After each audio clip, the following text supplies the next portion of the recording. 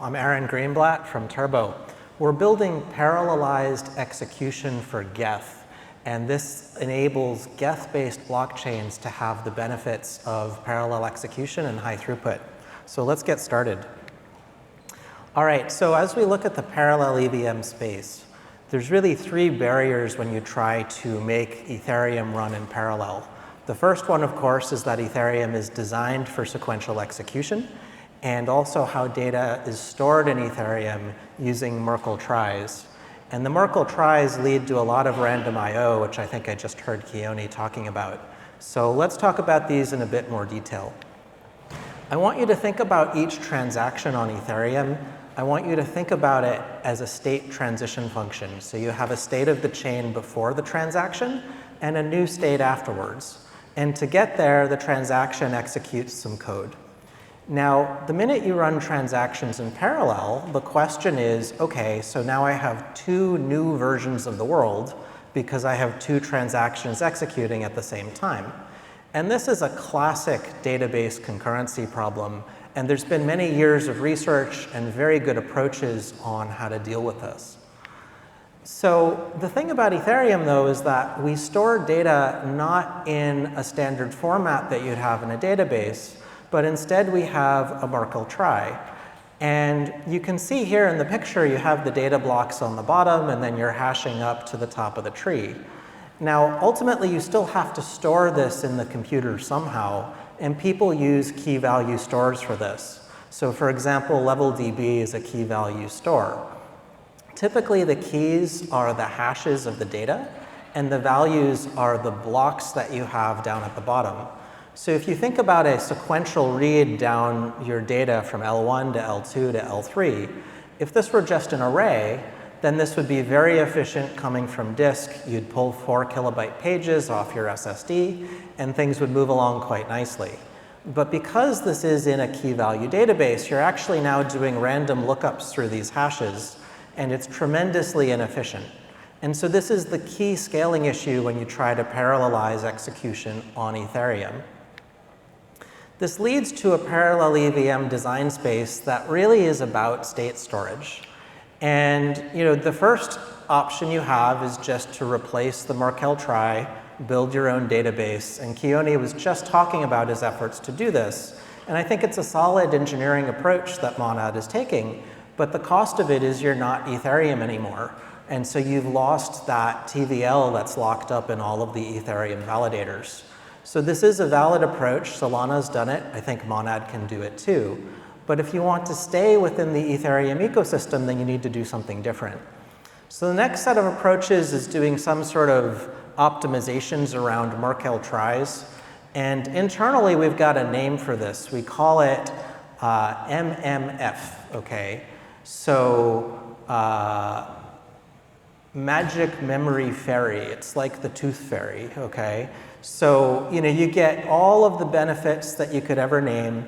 And unfortunately, when you start looking at these approaches, usually you get to data has to move like faster than the speed of light to meet a latency requirement, or maybe you're violating Brewer's cap theorem of database design. And so these approaches don't work. They make great VC funding stories, but they just don't work. And so your last approach is to do what we do when we have a random access problem, which is we move data into RAM. It's called random access memory for a reason. So every large-scale production system that has these types of problems, every single one of them uses an in-memory database. And within the world of database design, you always scale up before you scale out. And again, it's because of latency. And so the delay between components in the system is a real problem. So if you look at Hazelcast, they run Apple's App Store. It's a big in-memory database. And their scale-out version, it's free because they know it doesn't matter. Their scale-up version, which is what everybody deploys, that's how they make their money. That's what they charge for. And so at Turbo, we're scaling up and then scaling out. Now, of course, this is blockchain. So what we do is we use cryptography to provide the benefits of decentralized ownership, sovereignty, and governance. We provide those benefits using a layer of cryptography, not using a particular network architecture. So I want to talk about software maturity for a bit. Some of you may remember this from the 1990s. This was pretty much any time you went to use your computer after a new version of Windows came out, this is what happened. And your computer would crash and you'd debug, and it was always an adventure. That's why we're using Geth. Geth is the only Ethereum client that's tested, that's mature, that has a solid set of unit tests. And if you're building on any of these new clients, again, intellectually they're very interesting, but it's going to take time before they're production ready. And so we're the only parallel EVM that builds on infrastructure that already exists. And I don't mean to harp on this, but there are huge, huge benefits because we can use the Ethereum Foundation's unit test suite that's built into Geth. You don't have to trust our test suite. You can trust the Ethereum Foundation. It's roll-up stack and modular compatible right out of the box. So you can think of this as a faster version of OP stack. And it's going to be compatible with future EIPs. We get to use all the research that the EF is doing. And especially as Verkle trees come out, state storage gets to be a lot better and will be fully compatible with that. Now, I'm also super excited to say, because of this approach building on Geth, we actually have it working. It's live. And so this isn't some story about a future product. We're actually running the thing.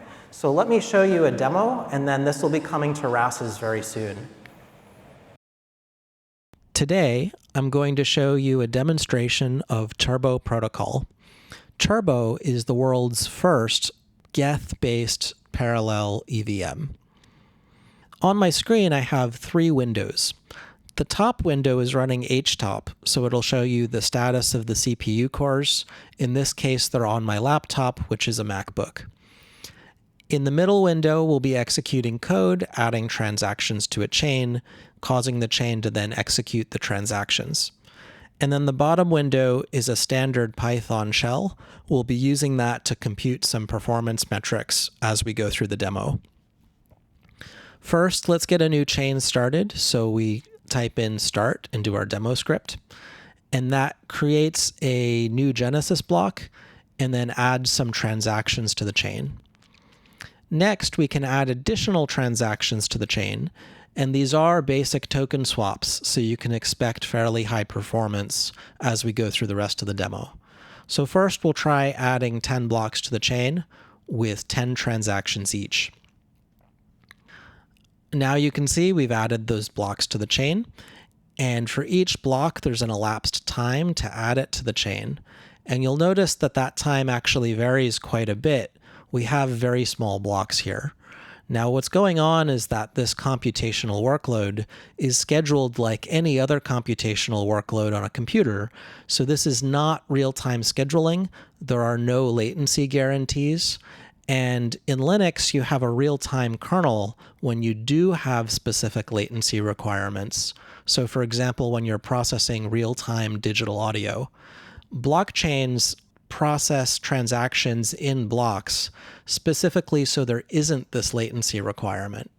There are folks in the industry who have recently been talking about real-time blockchains. They're just talking about sequencer pre-confirmations. Ultimately, sequencer pre-confirmations are a different area of research from parallel EVMs. So all of the parallel EVMs will use sequencer pre-confirmations, but parallel EVM is fundamentally about computational execution, and the pre-confirmations are a complementary technique that you can use to improve responsiveness. Back to our demo and back to performance numbers. What I'll do is I'll just select the bottommost execution time and use that to compute TPS in the bottom window. So we have 10 transactions divided by 1.2 milliseconds. It gets you about 8,000 TPS on very small blocks. Now, as you increase block size, you'd expect performance to go up because that's the whole reason we're batching these things into blocks in the first place. And sure enough, it does. So when I add 50 transactions per block, like in this case, now we get closer to 18,000 transactions per second. And I can keep this going. So now I'll have 1,000 transactions per block. And remember, these are fairly simple transactions, so that's actually a very reasonable number. And now you're looking at 59,000 transactions per second. We experimented with this a bit more, and our laptop seems to top out at about 400,000 transactions per second. In this case, you can see we did 419. So this is on a MacBook laptop without any special software or hardware customizations. It's an off-the-shelf computer. Now, practically speaking, if you look at blockchains today, and especially roll-up stacks, you get about 500 usable transactions per second. So 400,000 is a major, major improvement. It unlocks all sorts of applications that you couldn't build before. There are several groups that are saying you have to move away from Geth to get this type of performance, but we already have this performance using Geth on commodity hardware. Lastly, I also want to show you that when we add transactions, all of the cores actually do work. And so you are really getting that parallelization effect. You can see that here. Now, you'll also notice that the cores aren't necessarily at 100%. And part of that is because we're running fairly memory-intensive transactions. When you're doing token swaps, that's very heavy on state access. And so if you were to add more computation to each transaction, you would expect the CPU cores then to go to 100% because they're limited by compute and not by memory. That's today's demo.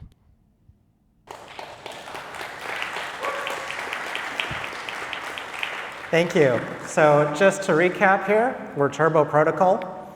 We're a parallel stack secured by Ethereum.